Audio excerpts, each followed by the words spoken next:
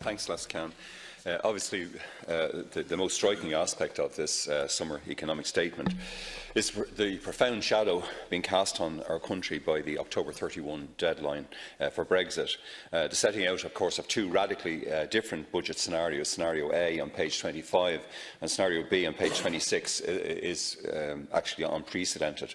The priority under Scenario A, this orderly Brexit outcome, still seems to be the avoidance of overheating, or as the report says, not adding fuel to the flames. But then you wonder, Minister, how can we continue to ramp up our housing output, if this is the primary requirement under this scenario. And growth, of course, under the scenario is expected to be 3.3%, and the report shows the Department targeting a surplus of 0.4% of GDP by 2020. It's notable, of course, that 200 million there's a 200 million expenditure reserve is being set up or proposed in 2020 to accommodate the funding requirements of the National Broadband Plan and the National Children's Hospital. And perhaps the Minister might confirm, is about 65 million of this, is that for the broadband plan as such, even though there are huge question marks over that. Scenario A, of course, targets the headline surplus of 0.4% of GDP for 2020, taking account of the carryover costs from 2019, public sector pay increases and provision for capital expenditure and demographic changes. Well, Minister, will the targeted package even of the 2.8 billion for 2020, will it be remotely sufficient for even an orderly Brexit? I mean, over recent weeks, deputies, including yourselves, of course, we've met workers, trade unions, members and officials across a huge range of sectors, including education, health and childcare. In fact, we had a lot of those meetings, in particular last week, with more this week. And clearly there's very significant additional state resources badly needed all across these sectors in our economy and society. But the overarching aim of the authors of Scenario A in this report seem to be to simply avoid overheating the economy. The estimates for the severe impacts on the Irish economy included on page 26 in the Scenario B, or disorderly Brexit, may well be far too sanguine, even despite the 6 billion figure that's been quoted in terms of fallen revenues and so on, or the amounts of income that the state would have. I mean, such a crash out of the European Union by the UK on October 31 would clearly have very profound impacts on the whole Irish economy. And the strategy of this SAS report in Scenario B to implement Scenario A budget plus so-called temporary targeted funding for the worst affected sectors and allowing the automatic stabilisers to kick in. I mean, Minister, is this remotely sufficient, as I understand it? So you've got a basic approach, and then you have this plus Scenario B approach. I mean, is it not absolutely crucial that we have a sort of all-of-society approach to try and provide whatever additional supports are necessary for workers, for families, for all lower-income households, and right throughout Irish society? So the question that's been posed, of course, is whether, in fact, we don't need, or whether, in fact, we do need, rather, another far-reaching budget if this comes to pass. And I notice, obviously, it's October 8th, isn't it? Is Budget Day. But even at that stage, and going on the past history of the European Union and these last-minute decisions and so on and so forth, I mean, will you be in a position even then to be able to adequately respond, to the circumstance that may well confront us if the leading contender for the Tory leadership actually becomes Prime Minister?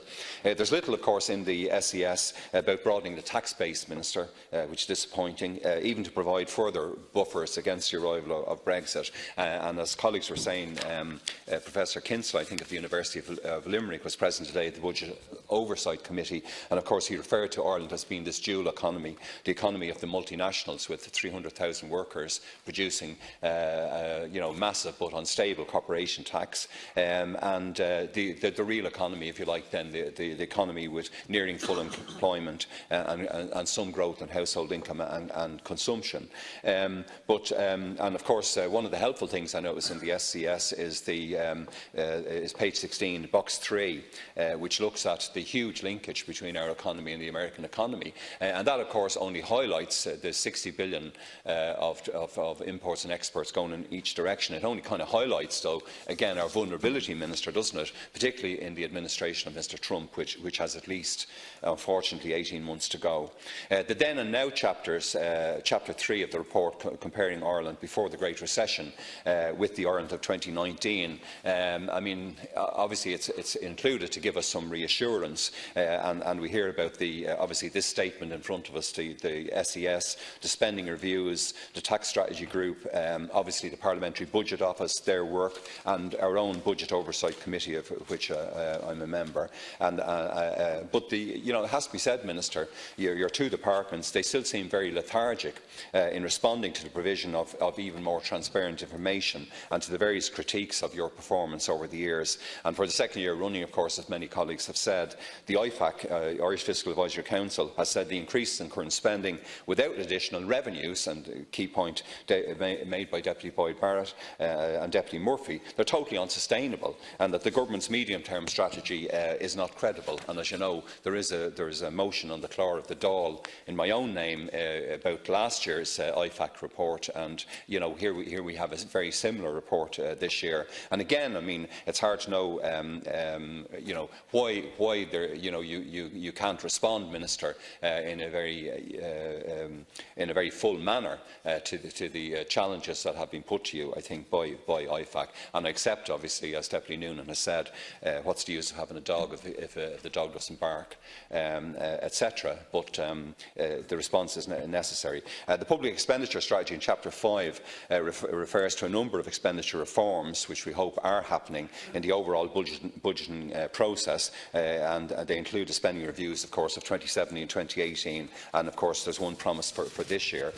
But clearly the existing supervisory mechanisms for expenditure, Minister, they did fail very badly in relation to the National Children's Hospital, and yourself, I think, and the Minister for Health, of course, that you were negligent, seriously negligent, in agreeing to the two-stage tendering process, yourself and your predecessors, and then not alerting the Oireachtas last summer as to when the cost of the project careered out of control. And of course the Secretary-General of the Department of DPER has to be commended, and his staff, for their opposition to the inflated cost and what we feel maybe are technological problems with the National Broadband Plan.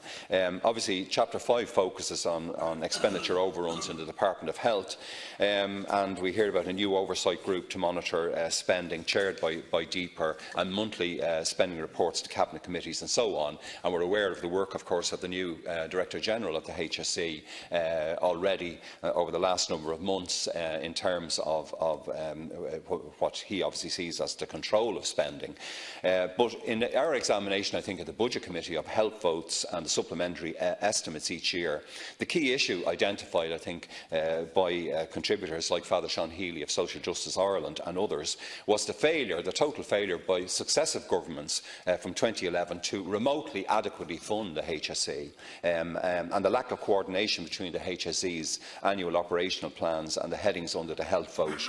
And of course, a fundamental failure of the last 8.5 years has been the failure of Fine Gael, aided and abetted, of course, since 2016 by Fianna Fáil, to adequately reform and to fund the sector. And the shocking statistics on hospital waiting lists, early intervention assessments, the provision of many key health therapies to citizens shows that, unfortunately, Fine Gael is not prepared to develop the necessary revenues to produce a fit-for-purpose national health system.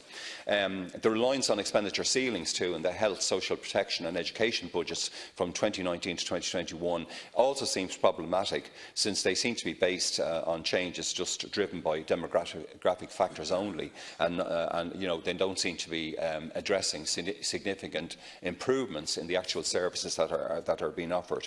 So you told us today, Minister, just in relation to, I think, the corporation tax, that you're proposing to come forward with some proposals to ensure the sustainability. I mean, are you thinking in terms of this prudence fund, which was recommended by IFAC, and obviously we had the rainy day fund, and we have presumably other buffers, but you remind us, I think, in the forward, Minister, that despite all of this, our national debt remains high, with a ratio this year above 100% of GNI star, with a per capita ratio of 42,000, or per capita amount of €42,500 for every Irish citizen.